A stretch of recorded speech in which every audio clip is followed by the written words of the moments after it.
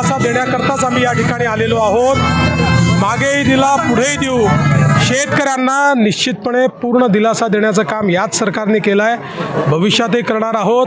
आणि ज्या प्रकारे काँग्रेसचे लोक आम्ही सोयाबीनला 7,000 रुपये भाव देऊ म्हणून सांगतात, मी कालच गुलबर्ग्याला म्हणजे खरगे साहेबांच्या गावामध्ये विचारलं, तिथे 3800 भाव मिळतो आहे, तिथे किमान हमी भाव द्या, नंतर इथे येऊन गप्पा मारा।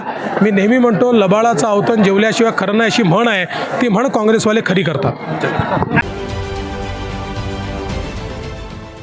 देश विदेशातील प्रत्येक घडामोडींचे लाईव्ह अपडेट मिळवण्यासाठी आता साम टीव्हीच्या सर्व सोशल मीडिया प्लॅटफॉर्मला लाईक, फॉलो आणि सबस्क्राईब करा। तसंच सर्व नोटिफिकेशनसाठी बेल आयकॉन प्रेस करायला विसरू नका।